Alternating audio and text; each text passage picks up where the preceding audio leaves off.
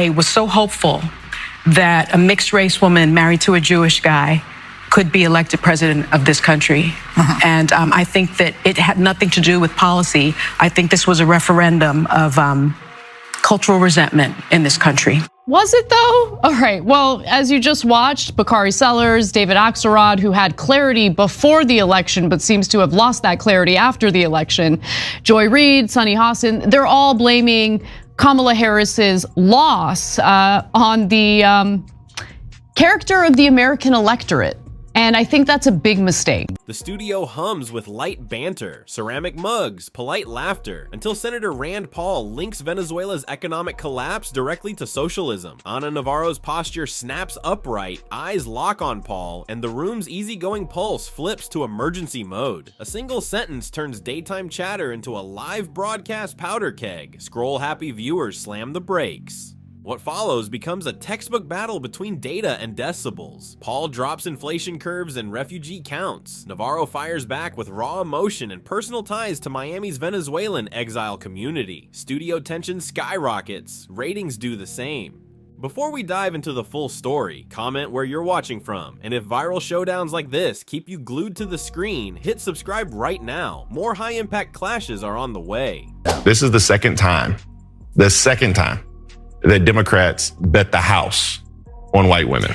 And there were appeals to racism in this campaign, and there is racial bias in this country, and there is sexism in this country.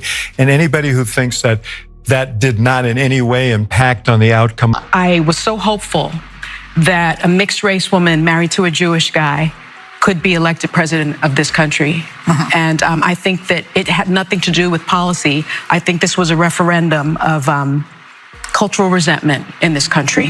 Was it though? All right, well, as you just watched, Bakari Sellers, David Axelrod, who had clarity before the election, but seems to have lost that clarity after the election, Joy Reid, Sunny Hostin, they're all blaming Kamala Harris's loss on the character of the American electorate. And I think that's a big mistake. Because when you do that, number one, it's bad analysis and it's incredibly lazy. But number two, it only works to shield or provide cover for the mistakes that the Democratic Party has been voted making. Against their reproductive health freedoms. And why do you think Latino men voted in favor of someone that's going to deport, says he's going to deport the majority of his community? White women like being called uneducated white women. I think the economy matters, national security matters. But when you put people in these boxes, I think that's a takeaway from this race.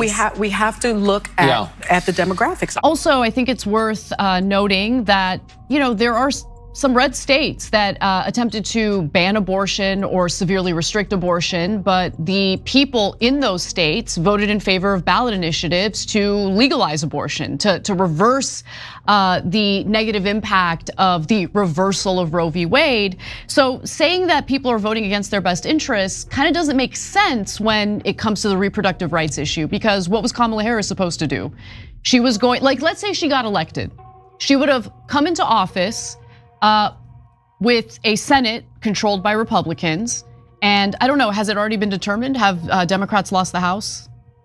Yeah, almost certainly. Okay, so basically a Republican-controlled Congress. How the hell was she supposed to pass or codify reproductive rights on a national level? It wasn't gonna happen, and it wouldn't have happened if Democrats had control of the House.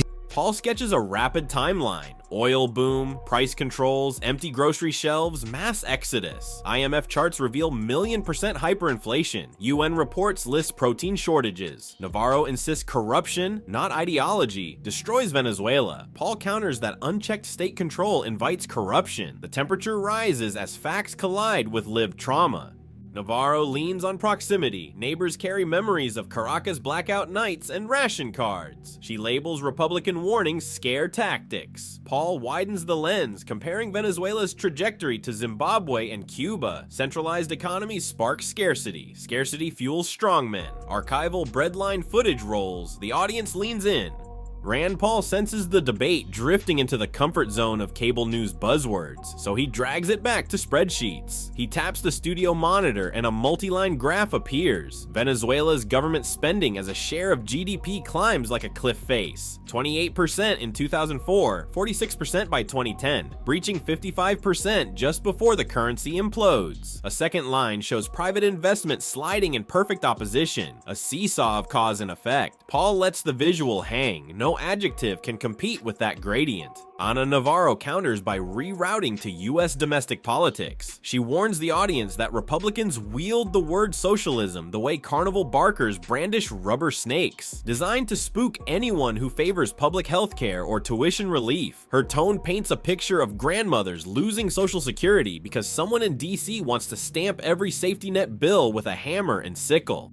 Just wasn't going to happen. She's not going to steamroll the Senate filibuster, which requires 60 votes in order to pass legislation. It wasn't going to happen. So like, I think what Alyssa Farah Griffin said there, and I never thought I would say this, but she's right. She's right. And I also think there's an issue with the way like liberals feel free to just demonize white people in general, right? Like it turns people off. And if they're constantly told over and over again that they're the enemy, they're everything that's wrong with this country, every bad thing that's happened here is because of, the white European settlers and the white people who are here. Like if one party is telling them they're the bad guys and they're not wanted and they're the root of every problem in the country, do you think that part of the electorate's gonna vote for you? Right, but if you think that's the main reason that she lost, you've misdiagnosed the problem. The main reason she lost is because Democrats don't deliver and they run establishment campaigns and not populist campaigns. And this is so stark because there's only two people in the country among the politicians that have run as populists. One is a fake populist, Donald Trump. One's a real populist, that's Bernie Sanders, right? And both of them had miraculous runs. And the media acknowledges, oh my God, but we thought Bernie was a joke. We thought he was gonna get 1% against Hillary Clinton. He got 48%, nearly won the whole damn thing. And in 2020, he won the first 3 primary states. Oh my God, that's amazing, right? Donald Trump in this miraculous political comeback wins a second time. Those are the only two people that have ever run as populists in my lifetime for president. And they both did spectacularly well. Every establishment, Republican and Democrat that runs gets clowned, right? But they can't figure, they're like, oh, no, that's not it. And remember, Bernie's on the left, Trump's on the right. So it's not even a left-right thing. It's definitely not a racial thing. Bernie's terrific on race, Trump's terrible on race. But they both won. Oh, I'm sorry, Bernie didn't win ultimately, but he had a miraculous rise up in the polls. And so if you're looking at it in an unbiased way, clearly the American people are saying we don't like the elitism. Mm-hmm. And then here's a bunch of elites on television who are almost all millionaires telling you it's your fault and it's uneducated white women. The crowd murmurs. Many viewers rely on those programs, but Paul refuses to chase the label rabbit down its ideological hole. He flashes another slide. Venezuela's debt to GDP ratio rockets from 28% to 160% in a single decade. Dollar signs balloon across the screen, each zero representing public money borrowed, then burned, on subsidized gasoline and nationalized grocery chains that now sit dark. Paul explains, soft voice, steady cadence, that debt serves nations, the way caffeine serves humans, a boost at first, a crash if abused. Navarro tries to cut back in, but the audience is riveted by numbers climbing faster than any shout. She pivots again, this time invoking personalities, Trump tweets, DeSantis soundbites, Republican campaign mailers that claim Democrats will turn Cincinnati into Caracas. Paul doesn't take the bait. Instead, he cues a heat map of Venezuela's foreign exchange reserves, a pulsing orange blob in 2008, a dim ember by 2017. He labels it vanishing buffer. Without hard currency, he notes, imports freeze. Without imports, hospitals ration everything from gauze to antibiotics.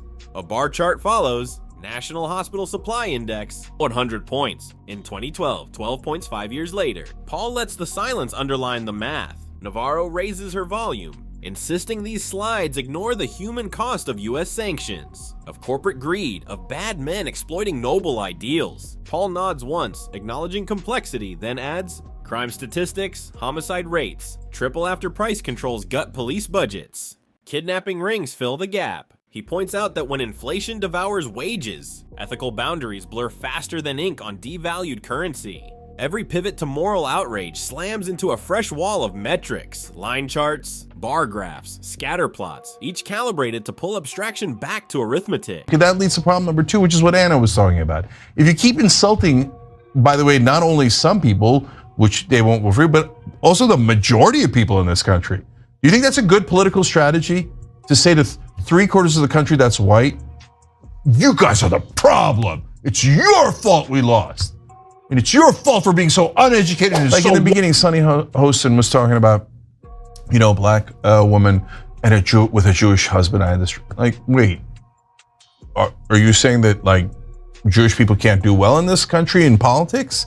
Because there's that stereotype also exists. What are you talking about? Bernie Sanders, again, legendary in how well he did. Jamie Raskin, one of the most popular figures in politics, and Josh Shapiro, an incredibly successful and popular governor in Pennsylvania. What are you guys talking about? It doesn't have anything to do with them being Jewish or black or anything like that. It has to do with the substance of their campaigns. But people on TV hate substance. Yeah, it's lazy politics. It's boring, lazy, dumb politics. Okay, so could it be any black woman? Can it be Candace Owens? If Candace Owens is running for president, do we have to support her because we need to elect a black woman? Like, what does she stand for? What does she represent? Is she going to serve the best interests for the electorate? Like, what are we talking about here? And look, I think the biggest problem is that when it comes to the field of journalism, it used to be dominated by working class people, okay? A lot of them didn't even get a college degree, right? You didn't need a college degree to be a journalist. But now journalism is dominated by wealthy, Ivy League educated individuals who live nice, cushy, comfortable lives and are kind of detached from the realities that the electorate has to deal with.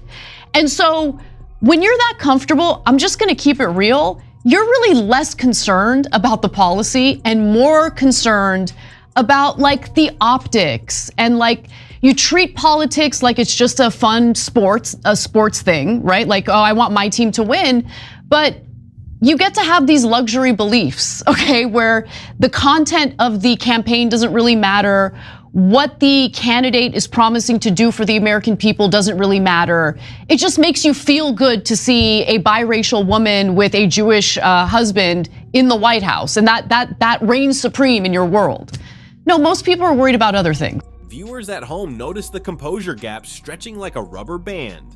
Paul's voice stays at a podcast-ready 63 dB. Navarro's pitch spikes past 80 dB every time a new slide appears. Body language experts on Twitter later break down micro-expressions. Paul's shoulders remain square, breathing slow while Navarro's hand gestures grow staccato.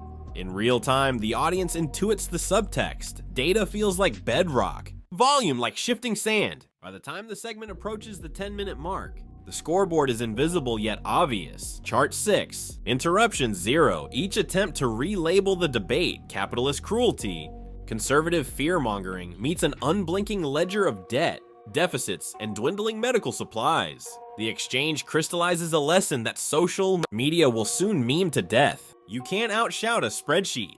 Rand Paul senses the debate drifting toward abstract labels, so he drags it back to concrete fallout. He connects Venezuela's downward spiral to real-time crises on America's southern frontier. Cartel smuggling routes balloon once a neighboring state fails. Migrant caravans swell when currency dies. And fentanyl seizures at Texas and Arizona checkpoints smash monthly records. According to the latest CBP dashboard, he frames each metric as a domino in the same chain. Hyperinflation in Caracas, black market gasoline in Maracaibo, desperate families crossing Darien Gap, synthetic opioids slipping through under cover of humanitarian chaos. A color-coded map flashes on the studio. Screen, red corridors trace narcotics flow, yellow ones mark refugee surges. Both originate in the same economic implosion Paul highlighted minutes earlier. Anna Navarro bristles the moment the map appears. She insists Paul unfairly stigmatizes migrants who run from violence they did not create. Her voice edges higher as she describes local churches in Miami that hand out diapers and job leads to Venezuelan newcomers. Paul listens, nods once, and softens his delivery, drawing a bright line between critiquing border policy and judging human worth.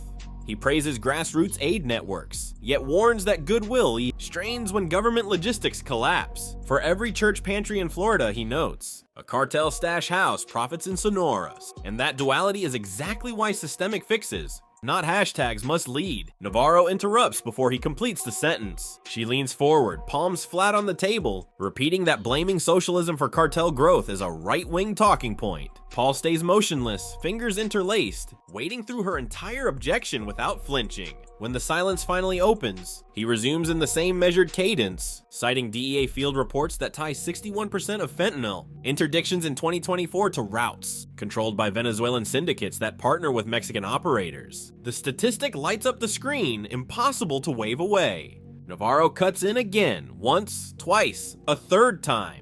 Studio decibels spike, audience murmurs ripple like a tide hitting seawall. Paul lets every interruption pass, maintaining eye contact with the moderator instead of his rival.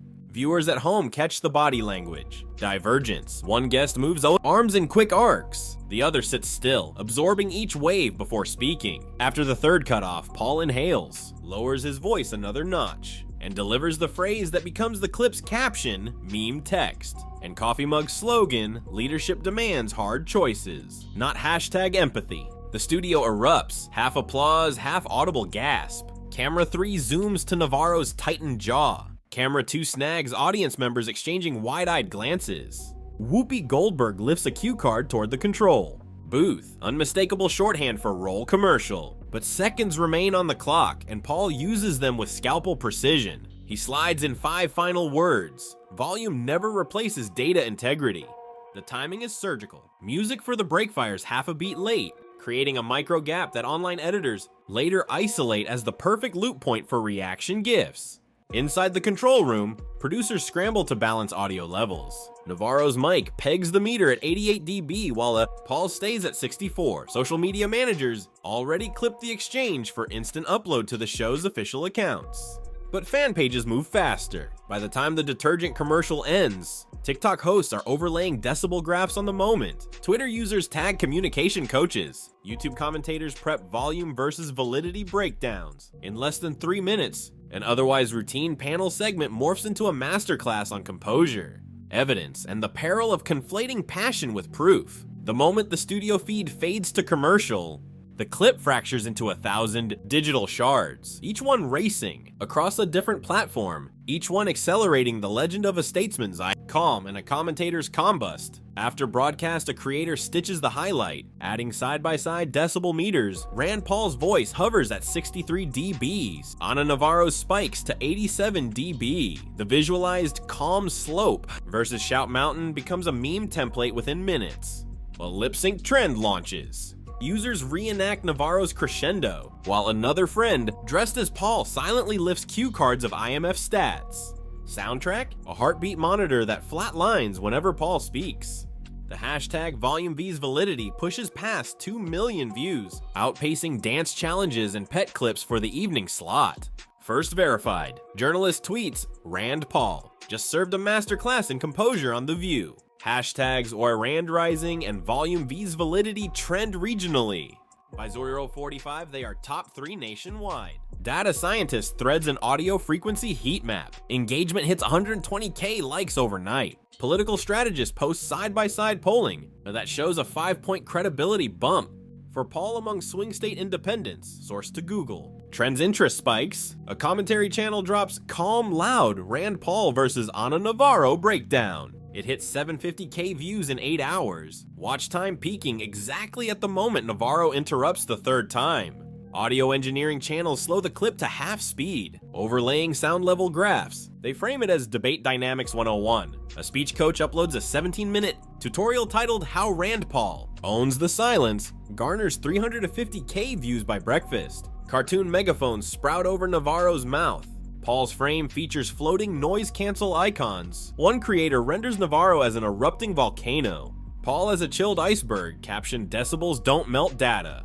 Reels use the boom, roasted audio to punctuate each statistic Paul rattles off. Overnight, the top reel cracks 1.9 million plays and 200K shares. Shopify sellers drop calm, loud mugs. First run sells out before dawn. A niche candle brand releases receipt flip. Notes of eucalyptus, calm, over gunpowder, drama. Pre-orders backlog to 3 weeks. A print on demand. Store offers phone cases reading. Volume never replaces validity. Influencers flash them in unboxings before noon.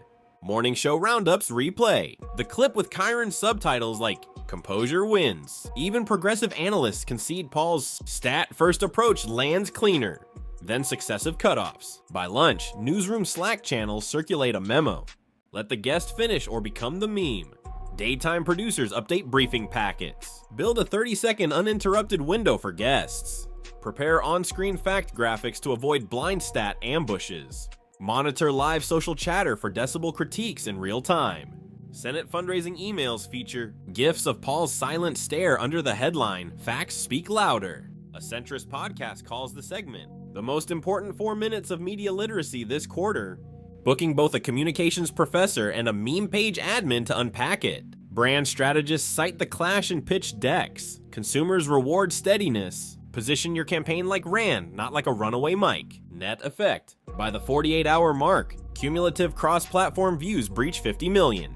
The phrase, "check your decibels," joins online slang, shorthand for keep your cool or lose the room. The segment graduates from viral flash to cultural shorthand, evidence that in an outrage economy, measured delivery still outperforms microphone domination. The clash becomes more than a single-day trending clip. It turns into a living case study that communication professors, social media analysts, and brand managers reference in seminars. 3 distinct forces fuse together, creating a highlight reel that viewers scrub back to, dissect frame by frame, and share in every corner of the internet. Ana Navarro enters the segment poised to paint Rand Paul as a purveyor of fear. Her strategy leans on moral framing. Republican warnings about socialism allegedly exaggerate reality to scare voters. Paul counters by rolling out International Monetary Fund inflation curves, United Nations malnutrition tables, and refugee count scatter plots, each sourced, time-stamped, and visible on the studio monitor. The visual proof forces an inversion in real time. Instead of Paul looking alarmist, the numbers show hyperinflation spiking to 7-digit percentages, protein intake collapsing, and 3 million citizens fleeing across regional borders. Fear suddenly appears less like propaganda and more like mathematical projection. Viewers instinctively recognize the irony. The very accusation that should brand Paul melts away under the heat of his evidence. The moment scratches a psychological itch. People love plot twists where the so-called villain flips the script with receipts. That aha reversal fuels replay value, because audiences rewatch to pinpoint the exact second the accusation boomerangs. Post-show analytics tell a blunt story. YouTube heat maps reveal that watch time spikes coincide with on-screen graphs, not with the loudest shout-overs. Average viewer duration leaps from 42% to 63%. During Paul's concise walkthrough of inflation metrics, it dips back below 50% when crosstalk swells. TikTok duets isolate the chart segments, and those snippets outperform commentary only. Cuts by nearly double in likes and shares. The pattern exposes a growing audience, appetite, flashy confrontation, draws initial clicks, but hard numbers anchor attention. Content strategists seize on the lesson, advising creators to sandwich statistics between emotional beats. Meanwhile, viewers keep replaying because the datasets offer pause and zoom. Homework, each freeze frame, invites deeper rabbit holes on Google, which in turn loops them back to the original clip for context. Modern attention spans judge confidence as much by how something is said as what is said. Paul's voice hovers around a steady 63 decibels, punctuated by deliberate pauses that signal command of material. Navarro's pitch oscillates, peaking near 87 decibels during interruptions. Body language analysts break down to micro moments. Paul maintains open palms and direct eye line. Navarro exhibits rapid blink rates and forward leans that communication textbooks flag as fight or flight cues. Coaches and executive presence. Workshops add the segment to their curricula within 24 hours. They highlight how calm cadence subconsciously tells viewers that the speaker sees no threat because the facts stand firm. Conversely, frequent cutoffs and elevated volume telegraph urgency bordering on insecurity. Audiences, even those sympathetic to Navarro's politics, replay the clip to study this contrast, some to emulate the steady style, others to confirm their bias that shouting equals weak footing, resulting ripple effect. Because each force reinforces the others, the replay loop intensifies. Every data freeze frame invites further inspection. Every tone contrast spawns side-by-side TikToks. Every receipt flip fuels commentary channels eager for narrative twists. The clip evolves from viral moment to teaching tool, and that endurance is why, days later, the algorithm still pushes it onto home feeds and viewers still click watch again. Paul exits with spreadsheets intact and credibility elevated. Navarro's viral outburst trends, yet post-show polls show audiences recall Paul's inflation stats long after the shouting fades. The segment becomes a case study in modern discourse. Numbers outlast noise. Who owns the win? Does Paul's evidence strike deeper? Or does Navarro's lived experience passion carry moral weight? Drop your verdict below. Keep it sharp, keep it civil. And if this face-off had you glued to your screen, smash that like button and hit subscribe. More explosive debates, bulletproof facts, and zero fluff are on deck. Thanks for watching. Stay curious, stay courteous, and never confuse loud with right.